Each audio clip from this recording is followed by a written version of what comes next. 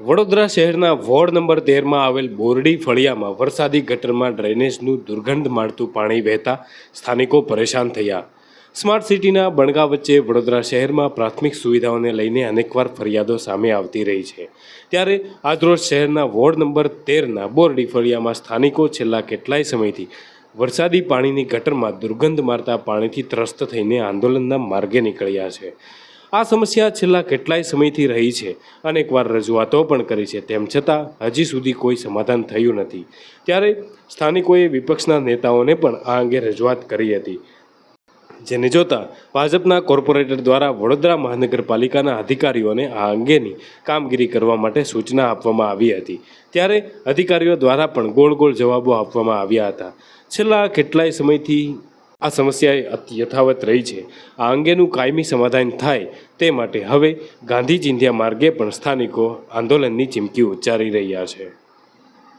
અમારા વોર્ડમાં બોરડી ફળિયા વિસ્તારમાં 3-4 મહિનાથી ડ્રેનેજનું વરસાદી ગટરમાં પાણી જતું હોય છે ને વારંવાર આખો દિવસ 24 કલાક આ પાણી ગટરનું અંદર જાય।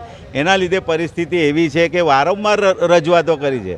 અમે જે તે અધિકારીને રજૂઆતો કરી છે, પણ વોર્ડમાંથી એવું કહેવામાં આવે છે કે આ પાણીવાલાનું કામ છે, પાણીવાલા કરશે, ડ્રેનેજવાલા એવું કહેશે, આ ડ્રેનેજવાલા કરશે ને વરસાદી ગટરવાલા એવું કહે છે ડ્રેનેજવાલા કામ કરશે। એના લીધે કોઈ જાતની કામગીરી ન થવાના લીધે પરિસ્થિતિ એટલી ગંભીર થઈ ગઈ છે કે આજુબાજુના તમામ મકાનોમાં ગંદુ ગટરનું ડ્રેનેજનું પાણી આવતું હોય છે પીવામાં। એના લીધે લોકો ઘર બીમાર પણ પડી ગયા છે ના। આટલી બધી વાર રજૂઆત કરવા છતાં સત્તા પર બેઠેલા લોકોને જે અધિકારી હોય એમની જવાબદારી હોય ને 3 મહિના સુધી તમે કોઈ યોગ્ય રીતે કામગીરી ના કરે અને તમે જોઈ શકો કે કેવી રીતે પાણી ગટરનું પાણી ખુલ્લામાં આવે છે, એટલે કેટલી દુર્ગંધ મારતી હોય, લોકો કેવી રીતે રહેતા હોય, લોકોને ગંદુ પાણી પીવું પડે છે।